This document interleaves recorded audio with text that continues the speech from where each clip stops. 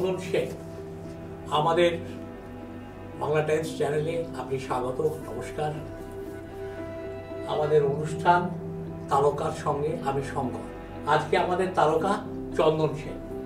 নতুন করে কিচ্ছু বলার নেই, বাংলা মঞ্চ এবং বাংলা বড় পর্দা ছোট পর্দা গত কয়েক দশক ধরে আমাদের মাতিয়ে রেখেছে।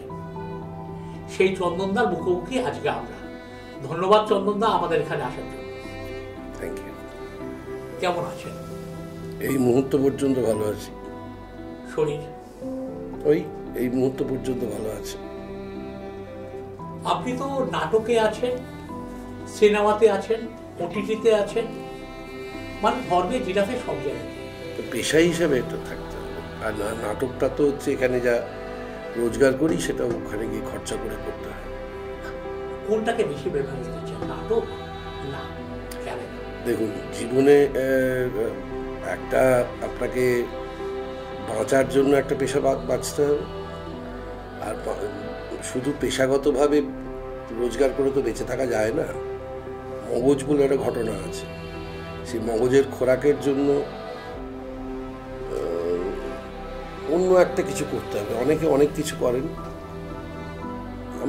আমাদের মনে হয় থিয়েটারটা হচ্ছে আমাদের মগজের খোরাক। বাংলা গ্রুপ থিয়েটার একটা সময়, বাংলা গ্রুপ থিয়েটার একটা আন্দোলন হয়ে এসেছিল। বিজন ভট্টাচার্য, সৌম্যমিত্র দিয়ে শুরু কৌরুতি গ্রুপ, সৌম্যমিত্রের পরে উৎপল দত্ত পিএনটি, গণনাট্য থেকে ভেঙে বেরিয়ে সবাই একে একে থাকলেন, সবাই নাটক হল। এই নাটক এক সময় বিশাল চেহারা নিল, ওটা ভারতবর্ষ জুড়ে বাংলা নাটক, বাংলা গ্রুপ থিয়েটার। কিন্তু আজকে কি বাংলা নাটক সেই জায়গায় আছে? একই রকমভাবে আপনাকে প্রশ্ন করতে পারি, 85 সালের পরে, 85 সালের আগে যা যা ছিল, 85 সালের পরে সেই জিনিসগুলো আছে, বা আরেকটু পিছিয়ে গিয়ে 10 বছর পিছিয়ে গেলে 95, যা ভারতকে, পৃথিবীটাকেই মানে উল্টে দিয়েছে আর কি। তার কারণ এই গ্লোবালাইজেশন অ্যান্ড অল। তো 85 সাল পর্যন্ত যে মূল্যবোধ ভারতবর্ষের বুকে কেন সারা পৃথিবীর বুকে যে মূল্যবোধগুলো কাজ করত, 85 সালের পর থেকে সেই মূল্যবোধগুলো আর কাজ করে না। সংঘাত তৈরি হয়, নতুন মূল্যবোধ তৈরি হতে থাকে, যা পুঁজির মূল্যবোধ, একান্তভাবে পুঁজির মূল্যবোধ, যা ভারতবর্ষের বুকে কখনো সেরকমভাবে ছিল না। 95-এর পর থেকে তো পুঁজি মূল্যবোধের প্রশ্ন আর থাকলো না, পুঁজির দাসত্ব করতে হবে, সেই জায়গায় পৌঁছে গেল। থিয়েটারও কিন্তু আস্তে আস্তে আস্তে আস্তে সেভাবে পাল্টেছে, এবং পাল্টে আজকে আবার বাংলা থিয়েটার যেখানে এসেছে সেটা, এবং একই সঙ্গে সঙ্গে আমার মনে হয় একটা প্রশ্নের উত্তর দেওয়া ভালো, সেটা হচ্ছে যে ভারতবর্ষের অন্যান্য জায়গায় যে সমস্ত এখন থিয়েটার যেভাবে চলছে বা শুরু হয়েছে, 85-র আগে সেভাবে ছিল না। 85-র পরের থেকে আস্তে আস্তে ধীরে ধীরে ধীরে ধীরে তৈরি হয়েছে।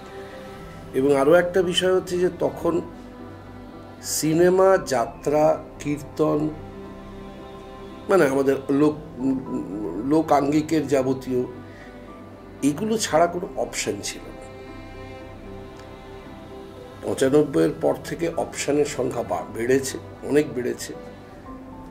আর ইন্টারনেট ফ্রি হয়ে যাওয়ার পর থেকে তো ফ্রি কিছুই নয়, ফ্রিটা একটা মায়া, এবং মানে রাজনৈতিক উদ্দেশ্য প্রণোদিতভাবে চালানো শব্দ ফ্রি, তো ফ্রি তো কিছুই না।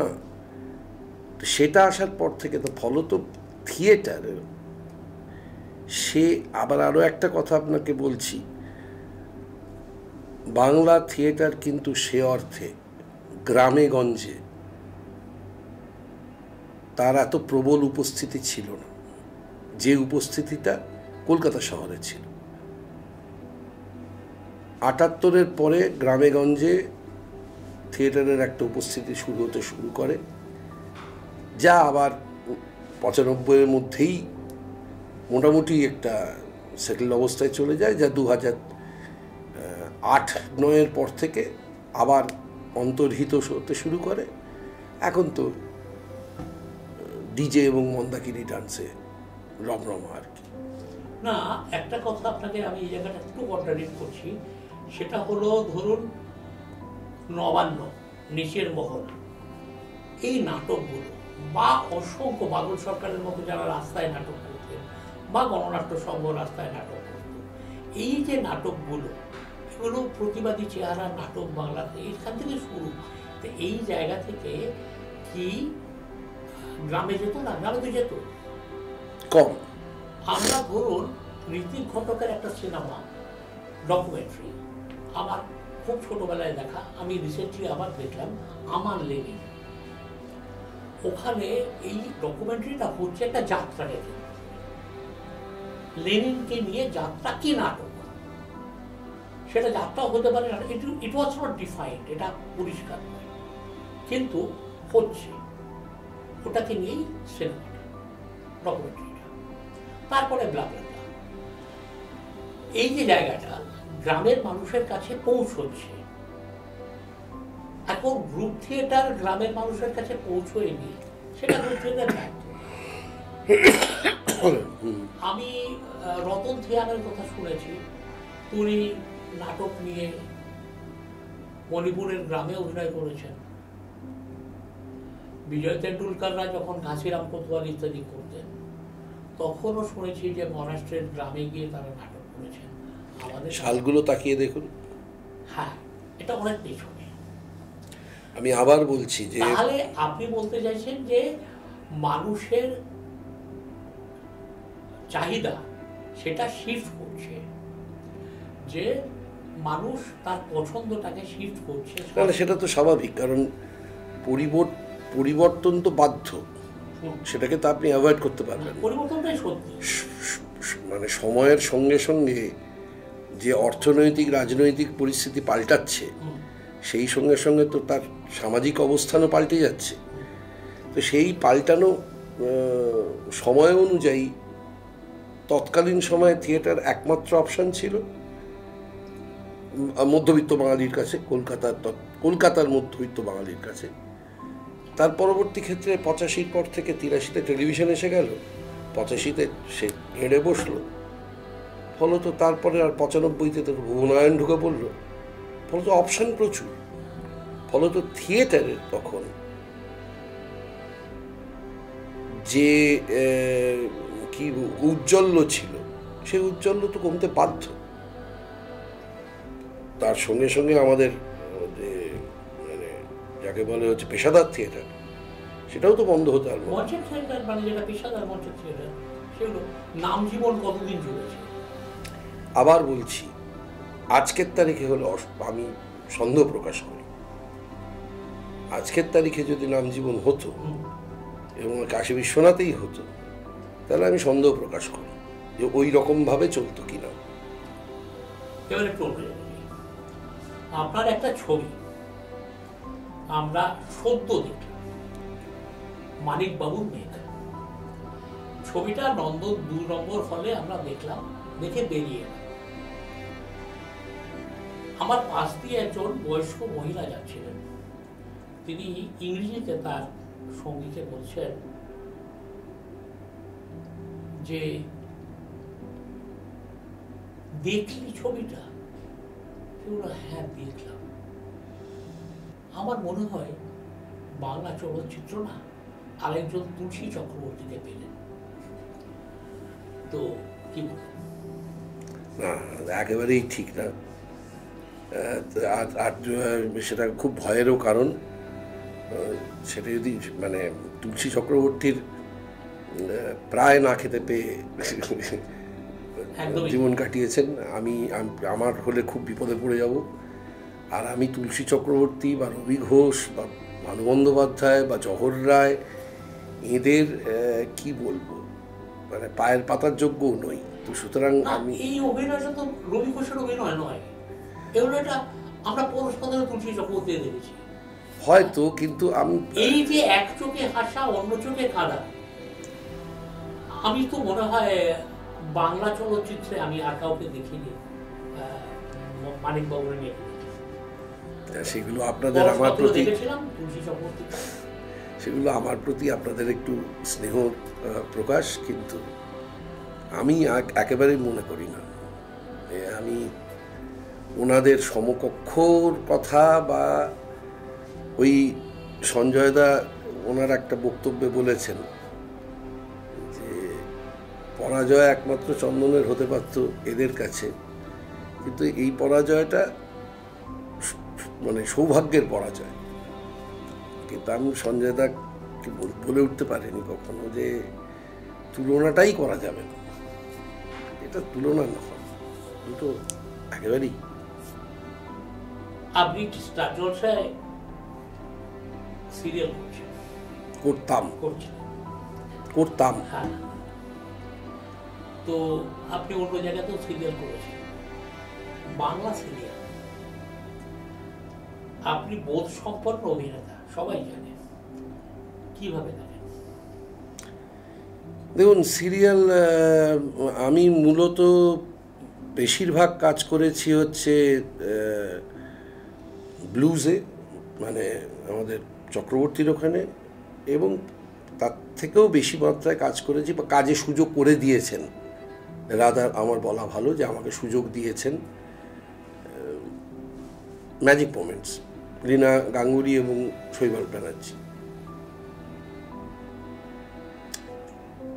আমি যেহেতু অন্যান্য সিরিয়াল দেখি না, আমার বলতে লজ্জাই করছে, কিন্তু আমি অন্যান্য সিরিয়াল দেখি না, সুতরাং তুলনামূলক আলোচনা করা এর আগে সুযোগ পেয়েছি। সিরিয়াল আমি মনে করি যে সত্যি সত্যি আমরা যারা এই তথাকথিত শহরের, কলকাতা শহরের একাডেমি চত্বরের জীব, তারা মানুষকে চিনি, চেনেন এনারা। কেন বলছি? যে সংলাপগুলো বা যে মুহূর্তগুলোকে নিয়ে এই আমাদেরই মধ্যে কিছু লোক হাসাহাসি করেন, উফ কি করে এই সংলাপ বলবো, বা এবার বাড়িতে গেলে মেয়ে যে আমায় কি বলবে, বা ছেলে আমায় কি বলবে, বউ কি বলবে, বন্ধু বান্ধবরা কি বলবে, এটা করলি। আমি দেখেছি ট্রামে, বাসে, রাস্তায় ঠিক সেই সংলাপগুলো, সেই মুহূর্তগুলো নিয়েই মানুষ কিন্তু উদ্বেলিত, এবং সেখান থেকে আমার একটা দৃঢ় ধারণা হয়েছে যে আমরা সাধারণ মানুষকে চিনি না, তারা কিভাবে ভাবেন। মানে এটা আমি বলতে চাইছি যে আমরা তো থিয়েটার করি হচ্ছে আমাদের নিজেদের যে ভাবনাটা মনে হলো, এবং যেহেতু আমরা প্রতিস্পর্ধী থিয়েটার করি, আমরা অন্য কোনো রকমভাবে থিয়েটার করা যায় বলে আমাদের ক্ষেত্রে খুব মনে হওয়াটা অসুবিধে। আমাদের ক্ষেত্রে মনে হয় যে শাসকই থাকুন, বাম ডান যে শাসকই থাকুন, তিনি অন্যায় কিছু করবেন এবং সামাজিক কিছু অন্যায় ঘটতে থাকবে। সেই অন্যায়গুলোকে প্রতিবাদ করা, কিছু কিছু ক্ষেত্রে প্রতিরোধ করা, এটা আমাদের দায়। কিন্তু সেই দায়টা কেবলমাত্র তত্ত্বের কচকচিতে নয়, একটা গল্প বলা, যেটা খুব আমাদের প্রত্যেকের সাধারণ মানুষের গল্প, তার প্রেমে প্রত্যাখ্যাত হওয়া, তার জীবন পাওয়া না পাওয়া, আশা আকাঙ্ক্ষা, এইসব নিয়েই হবে। কিন্তু সেটা হতে হবে, মানে আমি একটা যে জিনিস মনে করি সেটা হচ্ছে যে আমরা ভীষণ রকমভাবে না কোনো ঘটনা দেখাতে ভীষণ পছন্দ করি। ধরে নিন এই বাংলাদেশে এখন এই মুহূর্তে যা চলছে, সেই তার ভিতরে যে সমস্ত ট্র্যাজেডিগুলো আছে, যে সমস্ত মুহূর্তগুলো আছে, সেগুলো আমরা দেখাতে খুব পছন্দ করি। কিন্তু আমরা এটা একদম পছন্দ করব না, সেটা হচ্ছে কেনটা বলতে। কেনটা বলতে গেলে কিছু কমেন্ট করতে হবে, পলিটিক্যাল কমেন্ট করতে হবে, সোশ্যাল কমেন্ট করতে হবে। সেইটা আমরা করতে চাই না শিল্পীরা। ওই ওই একটা জায়গা থেকে আমরা খুব খুব বুদ্ধি করে বেরিয়ে চলে যাওয়ার চেষ্টা করি। কেন? আমরা অশোকনগর নাট্য আনন্দ আপ্রাণ চেষ্টা করেছি সেই ধরনের থিয়েটার করার, যেখানেই কেনটা নিয়ে প্রশ্ন করা যায়। আমরা প্রতিস্পর্ধী থিয়েটার করি, সব ঠিক আছে, কিন্তু আমাদের ভাবনাটা আমাদের তরফ থেকেই হয়। দর্শক যারা আসছেন আমাদের নাটক দেখতে, তাঁরা কি ভাবছেন, মানে আমি আপনাকে একটা উদাহরণের সঙ্গে জানাবার চেষ্টা করবো আর কি। সেটা হচ্ছে, আমি এক সিপিআইএম নেতার সঙ্গে কথা হচ্ছিল, তো এই যে আবার হারলেন, তো সেই সব নিয়ে কথা হচ্ছিল। আমি জিজ্ঞেস করেছিলাম যে আচ্ছা, আপনাদের কাছে কোনো ডেটা আছে, তথ্য আছে যে কেন লোকে আপনাদের ভোট দিচ্ছে না? ভোট তো হচ্ছে না, একটা জায়গা আছে, ঠিক আছে, সেটা না হয় আমি ধরে রাখলাম 80% ভোট হচ্ছে না, 20% তো ভোট হচ্ছে, সেখানেও কেন পাচ্ছেন না? এই 20% লোককে কি আপনারা জিজ্ঞাসা করে দেখেছেন কখনো কি সে অসুবিধে, আপনাদের প্রতি অসুবিধে? এটা করেই না। কিন্তু এটা ভীষণ রকমভাবে বিজেপি করে। তারা প্রতিটা বাড়িতে বাড়িতে খোঁজ নেয় যে কিসে সমস্যা আমাদের সঙ্গে, আপনারা বলুন, আমরা সেই রকম।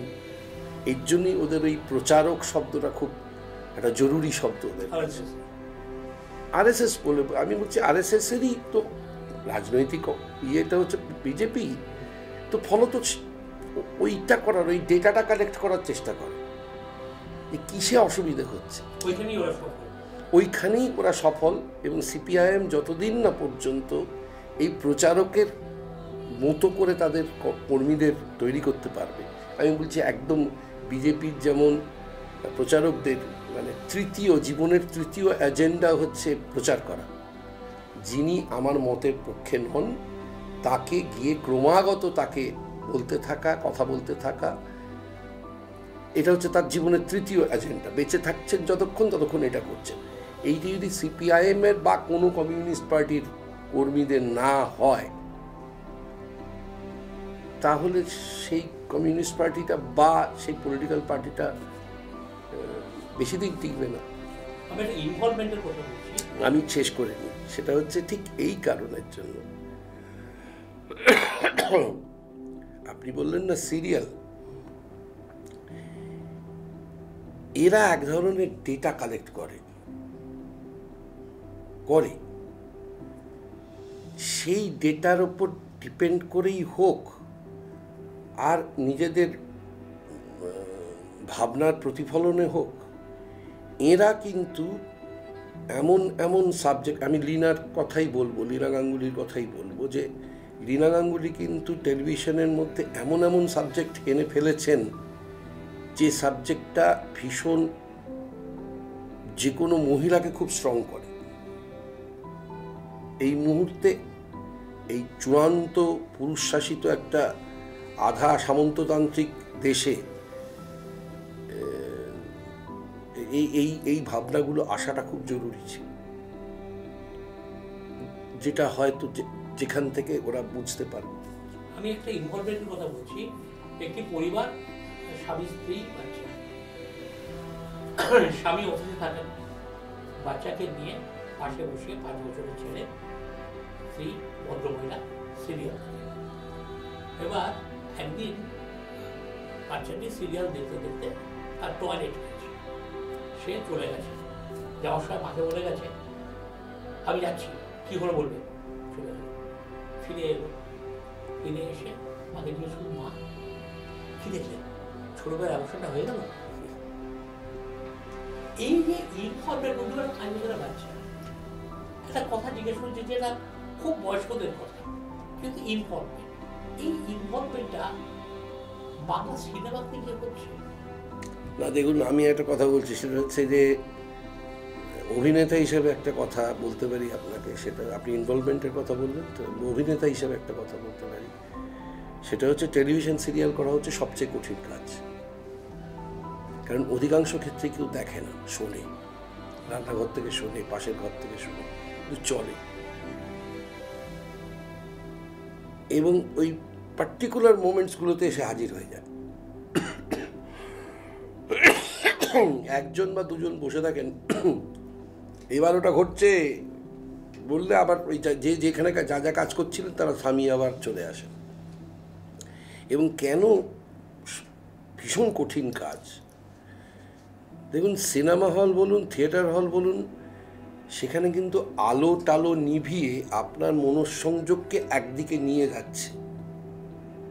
কিন্তু টেলিভিশন সিরিয়ালে বাড়ির আলো তো জ্বলছেই, আশপাশ ওখানে মা তার ছেলেকে ধরে পেটাচ্ছে, সে কেন অঙ্কে ফেল করেছে, এ পাশে বড় বউ ঝামেলা করছে, ও পাশে শাশুড়ি বউ ঝামেলা করছে, এখানে স্বামী স্ত্রী ঝামেলা করছে, এখানে কিছু জন্মদিনের পার্টি হচ্ছে, ওখানে বিয়ের সানাই পাচ্ছে, তার মাঝখানে বসে মানুষকে অ্যাট্রাক্ট করে ইয়ের সামনে নিয়ে আসা, এটা খুব ডিফিকাল্ট একটা কাজ।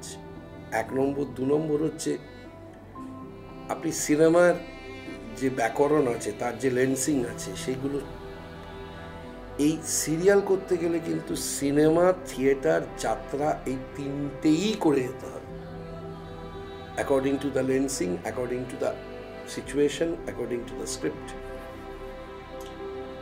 বাংলার লোকশিল্প ছিল যাত্রা, ছিল কেন বলছেন? চৈতন্যর আমল থেকে এসেছে। মাঝখানে 80-র দশকে আমরা দেখেছি, 80-র দশকে মানে অচল পয়সা, 3 পয়সার পালা, অচল পয়সা, তারপরে ব্লকবাস্টার রাধে রাধে চলছে। মাখনলাল নট্ট সে সময়, শিবদাস ব্যানার্জি সে সময় বিশাল ব্যাপার, খোলা বাদশা আমরা ছোটবেলা দেখেছি।